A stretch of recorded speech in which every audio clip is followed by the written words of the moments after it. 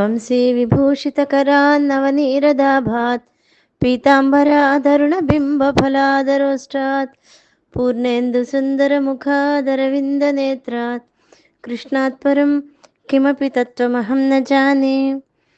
ज्ञानं कर्म च कर्ता च त्रिथेव गुणभेदतः प्रोच्यते गुणसंख्याने यथावत् शृणुतान्यपि।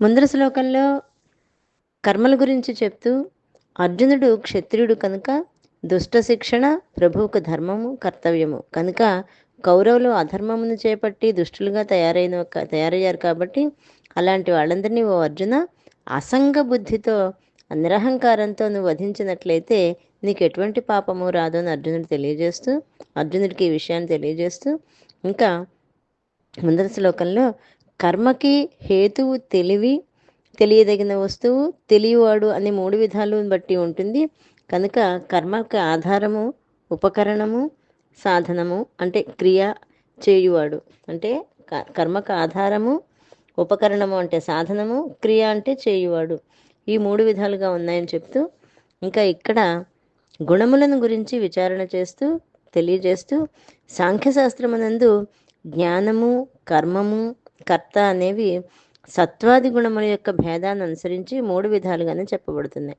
అంటే సత్వరజస్తమో గుణాలు అనుసరించే 3 విధాలుగా చెప్పబడుతుంది. వాటిని కూడా యథాశక్తి శాస్త్ర ప్రకారము చెప్తానని శ్రీకృష్ణ పరమాత్మ తెలియజేస్తూ భగవానుడు గుణభేదాన్ని అనుసరించి 3 విధాలుగా వేటిని గురించి చెప్పాడో చెప్తున్నారు. అవి జ్ఞానము కర్మ కర్త. వాటి గురించి ఎక్కడ చెప్తున్నాడో చెప్తూ సాంఖ్యశాస్త్రంలో ముందర చెప్పబడింది. అందులో జ్ఞానం గురించి తర్వాత శ్లోకంలో తెలియజేస్తుంది. జై గురుదత్త.